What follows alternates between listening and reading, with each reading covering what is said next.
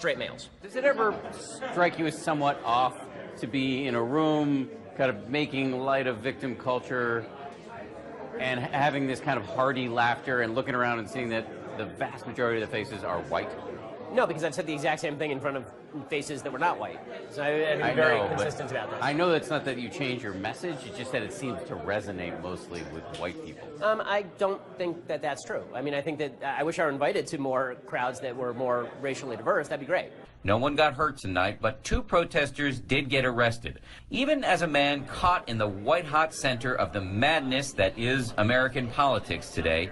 He says he is optimistic. We're at such a divided and venomous time in this country. You're right in the middle of it. Do you have any optimism that it'll get better anytime soon? Yeah, I think there's going to be a backlash. I think that there's going to be a strong backlash for people. United, we'll never be defeated. College campuses have become an angry reflection of a divided country. On this night, police and protesters are out in force at the University of Utah. I pledge allegiance to the flag! All because of this baby-faced 33-year-old father of 2. I mean, let's be real about this. Look at me. I mean, like, do I look like a physical threat to anybody? Do I seem like a physical threat to anybody? The last time I was in a fight, I was 14 years old. I was 2 years younger than everybody else in my high school class, and I was getting my ass kicked. Ben Shapiro is editor-in-chief of the conservative Daily Wire and host of a popular political podcast downloaded millions of times a week. Is that good for America or just good for President Trump? He's now at the center of a nationwide debate about whether conservative voices are being stifled by protesters on American college campuses. They're still your president! Just today at the University of Florida, tensions flaring during an event featuring the white nationalist Richard Spencer. In February, at the University of Berkeley, former Breitbart commentator Milo Yiannopoulos shut down after protesters threw rocks and Molotov cocktails. And just last month, when Ben Shapiro spoke at the University of Berkeley, local authorities spent more than $500,000 on security. It's amazing they had to essentially lock that place down for you. And the headlines were nuts. I mean, the headlines like, Berkeley braces for Shapiro visit.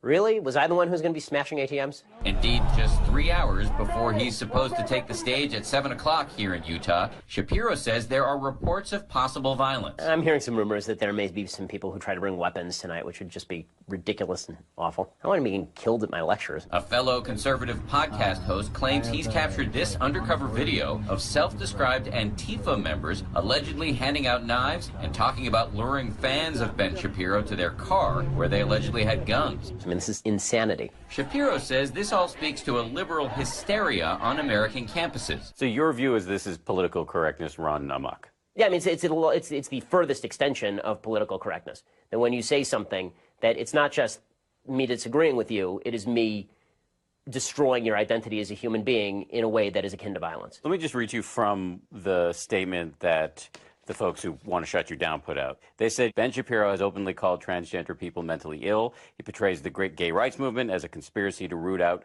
God-based institutions. He has recently defended conversion therapy, which is nothing short of abuse. Okay, so there are a bunch of things that are just not true there. I am unaware of any time that I have ever defended conversion therapy as such, said that it's effective, because I don't see the evidence that it's effective. What about this idea that you call transgender people mentally ill? I do say that transgenderism is a mental illness, because it's gender dysphoria. It's a psychological disorder. So that's not an insult to people who suffer from psychological disorders. You are not doing a service to people who are suffering from a mental disorder to humor them by suggesting that their mental disorder is reflected in objective reality.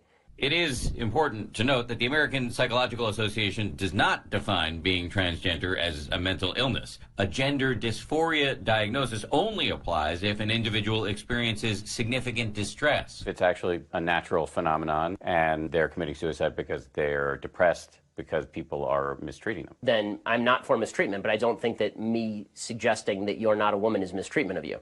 Whether or not you agree with Shapiro, whether or not you think he's engaged in hate speech, there is little doubt that his speech is protected by the First Amendment. They won't let a Jewish guy come to a college campus and say what he wants to say. That's where we're at in America. That's ridiculous. At just past 6 o'clock, and with the protests heating up, Professor David Vergobi, who teaches a class on freedom of expression here, tells us that many college students today do not understand that speech is protected unless it directly incites violence. This is a public institution. It's a government entity. They have to guarantee the free speech rights of everyone, including Shapiro. We find the leader of that group that has vowed to shut tonight's event down, who makes a startling admission. I don't think he should speak. But that doesn't really comport with the First Amendment. I don't care. You don't care? I don't care. Why not? I don't think that's a relevant document right now. The Constitution is not a relevant document? This thinking may help explain the increasingly violent protests against conservative speakers on campus.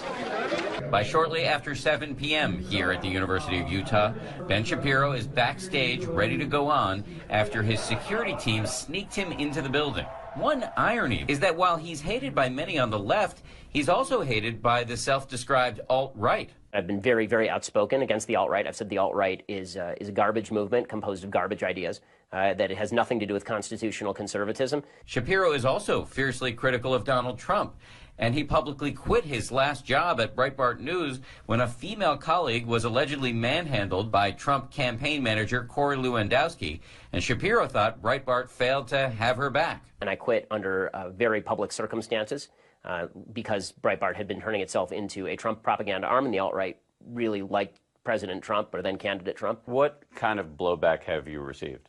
Well, I mean, aside from the 7,400 odd anti-Semitic tweets that I received from March to November of last year, death threats in the mail, death threats on my phone, death threats at my business phone. Which is why Shapiro finds it hard to believe that protesters call him a white supremacist.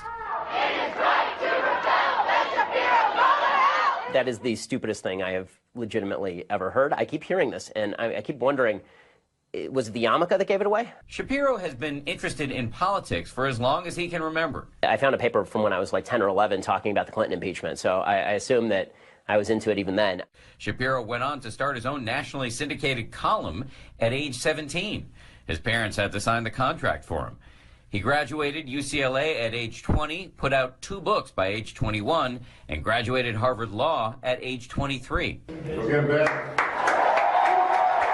As Shapiro takes the stage in Utah, it immediately becomes clear that all of his time on elite campuses apparently did little to temper his conservative views, in particular on what he calls America's culture of victimization. On stage, he inserts himself into some of the most heated debates in our divided country, from police shootings to the NFL kneeling controversy. Is racism real? Yeah, of course racism is real. But I don't think institutional racism is necessarily real. So yes, of course there are racists. And racist cops who shoot black guys for no reason should go to jail and they should throw away the key. But this idea that's put out there by these kind of broad statements about America being a discriminatory, racist country, I don't know how that helps anything, and I don't think it's actually true. Isn't that to ignore our history? It's inarguable that slavery existed, and 100%. after that, Jim Crow. Yes. You want to talk about Jim Crow and slavery? Of course. The question is, what is the remedy now? Is the remedy now to blame people who are living today who had nothing to do with Jim Crow or slavery? I didn't hold slaves, did you? As Shapiro holds forth inside the lecture hall, outside, scuffles break out in the crowd. The hierarchy of victimhood goes something like this. If you're LGBT, and Q, then we suggest that you are at the very top of the victimhood hierarchy, and then black folks, and then Hispanic folks, and then women, and then Jews, and then Asians, and then way down at the bottom, white straight males. Does it ever strike you as somewhat off to be in a room kind of making light of victim culture and having this kind of hearty laughter and looking around and seeing that the vast majority of the faces are white? No, because I've said the exact same thing in front of faces that were not white. So I've been very consistent about this. I know that's not that you change your message, it's just that it seems to resonate mostly with white people. I don't think that that's true. I mean, I think that I wish I were invited to more crowds that were more racially diverse. That'd be great. No one got hurt tonight, but 2 protesters did get arrested. Even as a man caught in the white-hot center of the madness that is American politics today, he says he is optimistic. We're at such a divided and venomous time in this country. You're right in the middle of it. Do you have any optimism that it'll get better anytime soon? Yeah, I think there's going to be a backlash. I think that there's going to be a strong backlash for people who are tired of it and want to stand up for basic rights that we can all agree on. For Nightline, this is Dan Harris.